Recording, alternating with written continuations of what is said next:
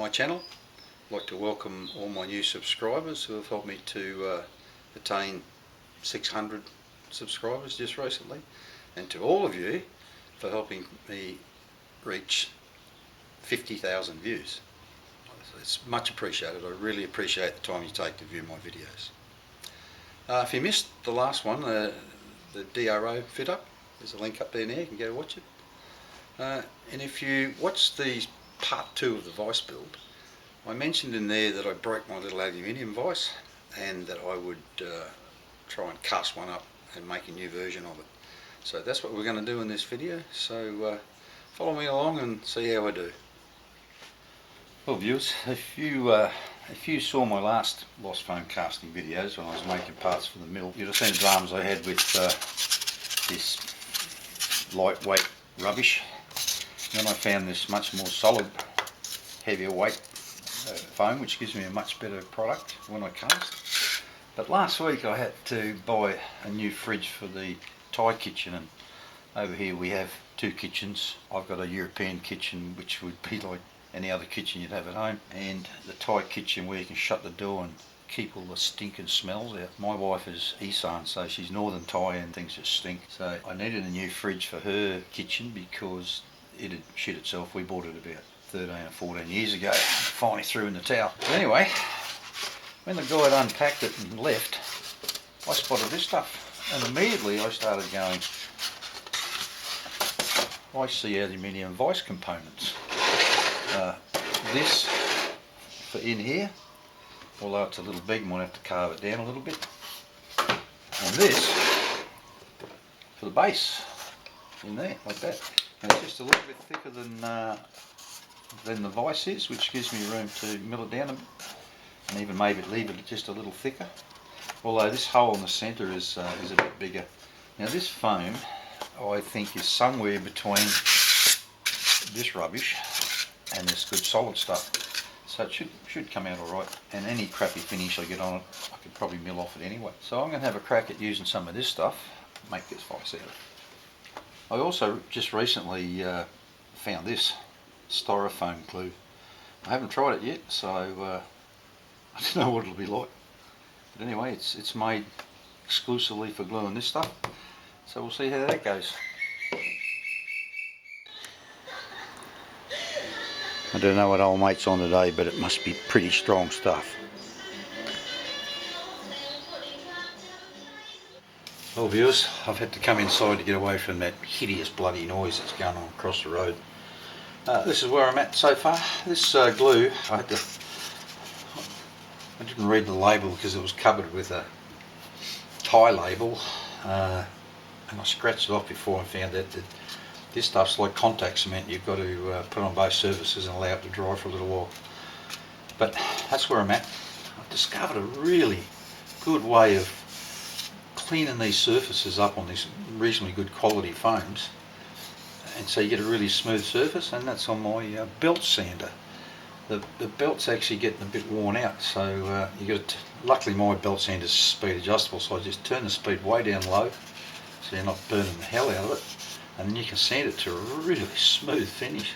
It's really nice. These I'm not worried about because I'll run the fly cutter over those and mill over these surfaces. What I intend to do is cut a slot down here shortly once all this is dried properly, and then I'll make up another piece that will fit in underneath here, because what I want to do, that's the same size as that at the moment, but I'd like to put some heavier, wider jaws in there, so I need to move this back because I want to use that jaw, that screw and that piece there. So I'll cut this off the top. I'm going to melt this down, use this all again except for that piece. I'll cut that off there so I can bolt it up through the bottom and reuse that, all of this bit here. So that's where we're at. I've got to figure out that pin in there. I think it doesn't appear to be, it's got nothing holding it in there. So it looks like it's just a press fit in there. And it's not very worn out, so I think I'll use that again. It's just a 10mm pin. And that's where I'm at the moment. So these two bits are off that packing, and that's a piece of that heavy stuff. My only real concern is that I might not be able to get enough metal into my crucible to do this. That's why I need to cut this centre out. I might even need to cut a bit more out of this one too, just to reduce it, the amount I need a bit. But anyway, that's where we're at.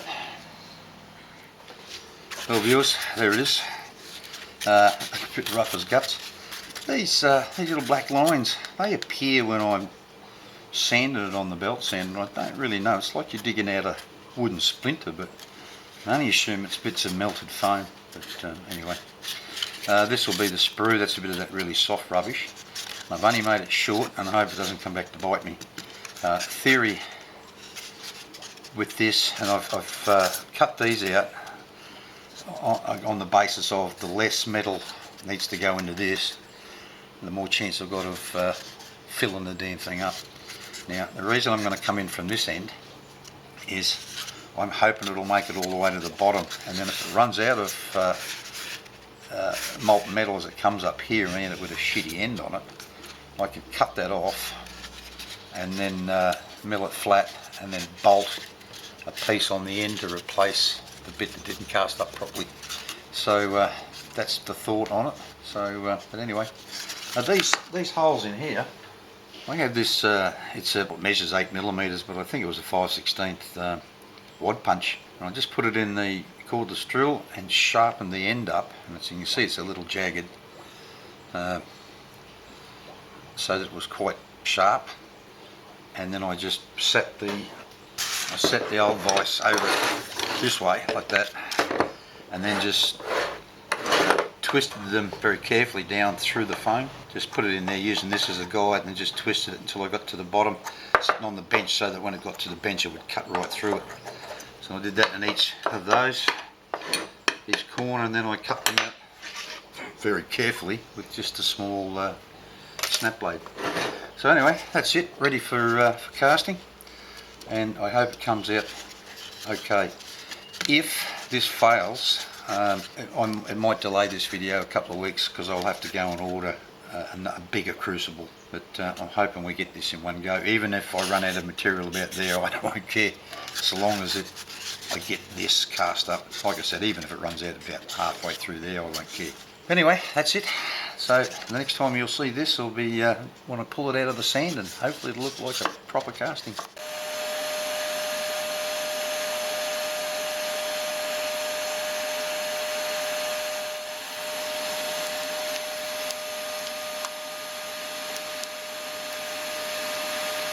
Alrighty, that's had 45 minutes and 3 bags of charcoal, which I normally have only been using 2, but because of the burnout problems I had last time, I've gone a bit longer. This battery, looks like I've got battery problems again. On the batteries are not charging up, so I've only got this one and it's only been charged for about 40 minutes.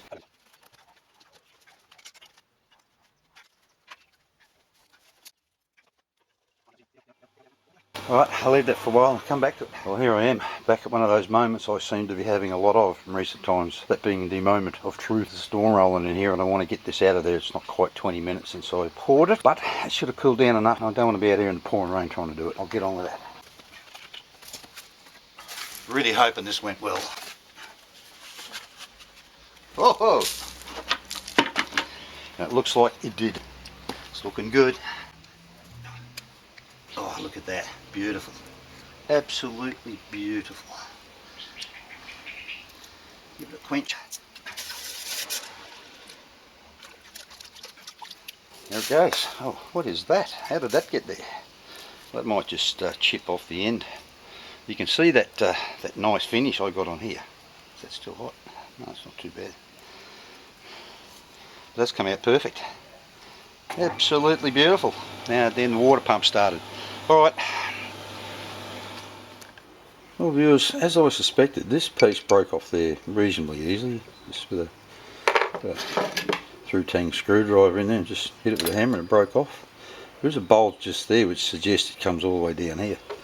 But underneath it, it's got like, this is like mud. I don't know what the hell that is. So if you have any idea what's going on there, you put it down in the comments and let me know please. The rest of this stuff should just poke out of here fairly easily. Right. It's Still a bit wet. I'll wait till that dries up a bit. But there's another one of those things in here. And, not sure how I'm going to get that out of there.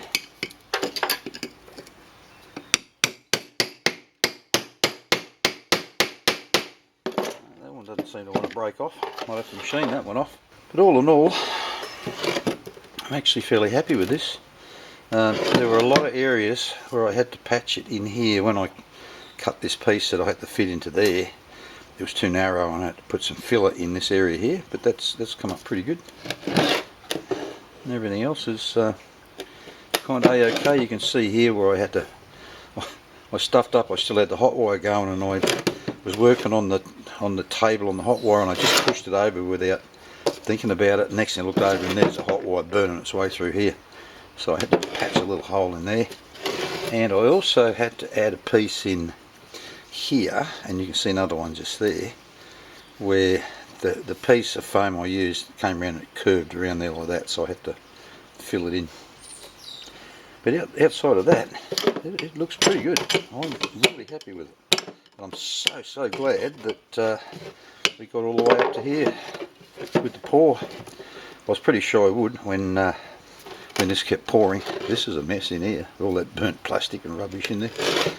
But anyway, looks pretty good. So next step will be to get it set up in the mill and start making some cuts on it, I guess, once we get all this crap off it everywhere. Not sure whether I should, I might see, I'll cut that off and see just how flat the bottom is. I might give it just a run over some sandpaper just to try and flatten it a bit so I can bolt it down or clamp it down, and then fly cut this, and then flip it back over, set it up on some the 1, 2, 3 blocks, and fly cut the bottom and cut the slots so that I can bolt it down to the table to finish machining it.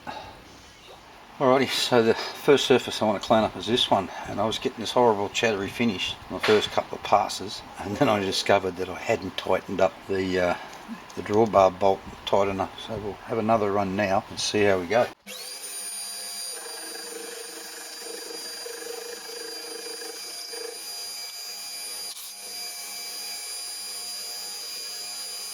Well, that's a whole lot better than it was. Still not perfect. Lots of little pinholes in here, and I want to take a bit more off this surface here. So drop the Z down a little bit and go in just a little more on the Y. Just a bit of a clean up pass. It's so much better with these DROs on here.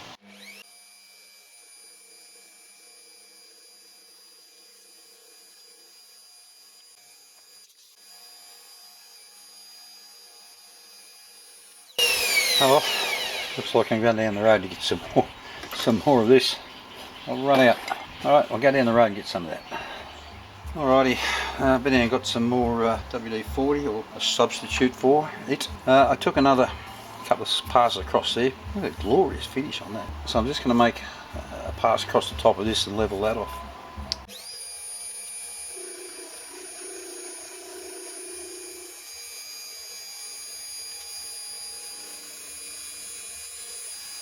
Another 0.2. These DROs are magic things, aren't they? Oh, that's got 0.3 when I locked it up. Oh, never mind. That'll do. Down this half first.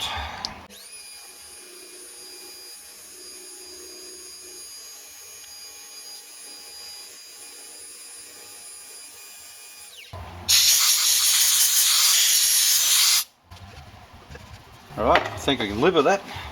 So next step, we'll put the fly cutter in and fly cut this. Alrighty, so I've set this damn thing too far over that way, so I'm going to have to start from this side. But anyway, we'll see how we go.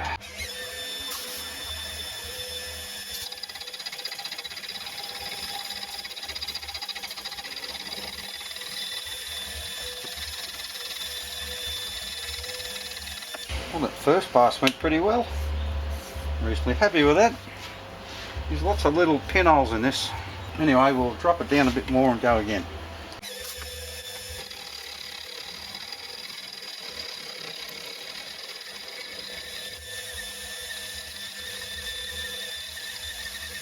That pass was a little more savage than I would have liked, but anyway, give it a nice fine pass to finish it off. This will be the last because the batteries are running out now, and I don't have a backup, so I've ordered 2 new ones and hopefully they'll be here tomorrow.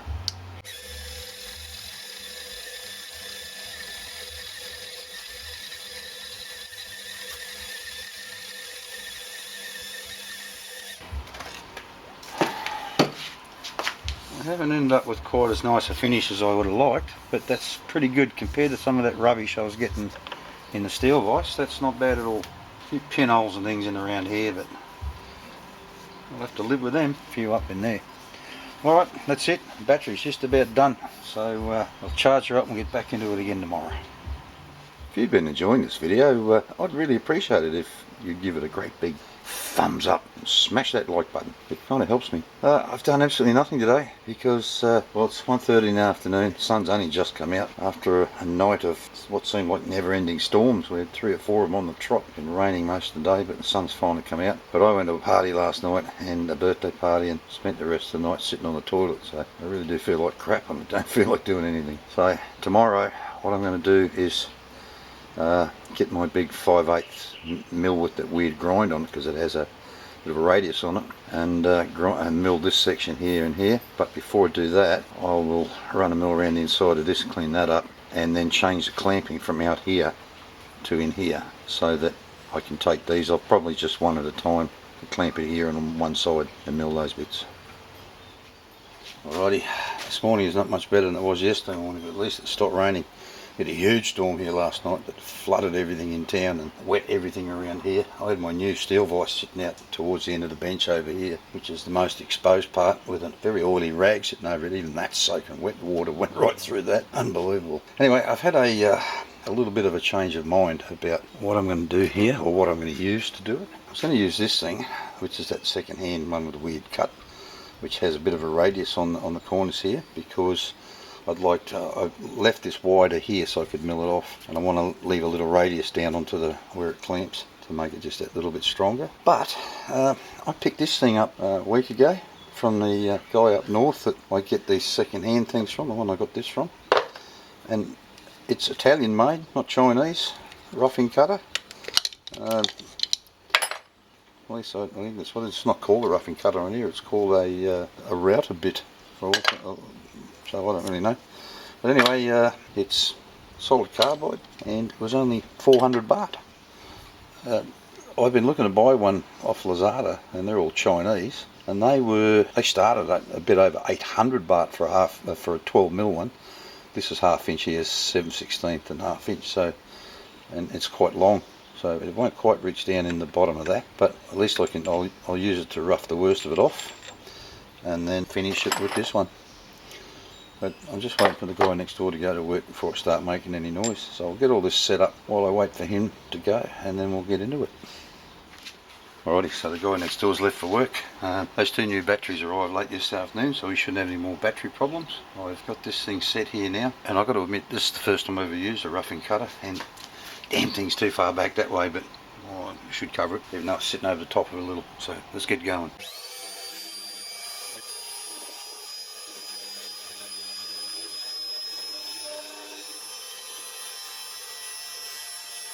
Well, let's tell them it's not square this way. Actually, when I look down on the top of this, it kind of looks not square that way either. What to do? I'll have to think about this. I'll get back to you. Well, originally I was going to try and square this up off the sides, because I knew they were relatively straight, but I made the decision to square it up off there instead. So it was a fair bit twisted around this way. So I've straightened it up, squared it up more off these sides, and I'll remachine that and fix it up. Alright, let's get back on with this. Still needs quite a few inclusions in the top, so we'll keep going down.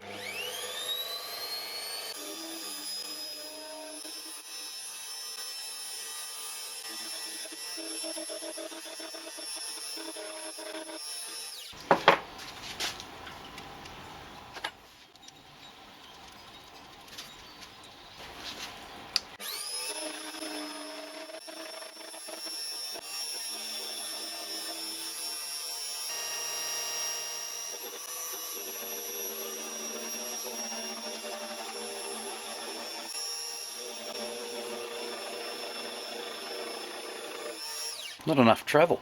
I'm going to have to cut this stuff down. It bunches up in the back and restricts travel too much.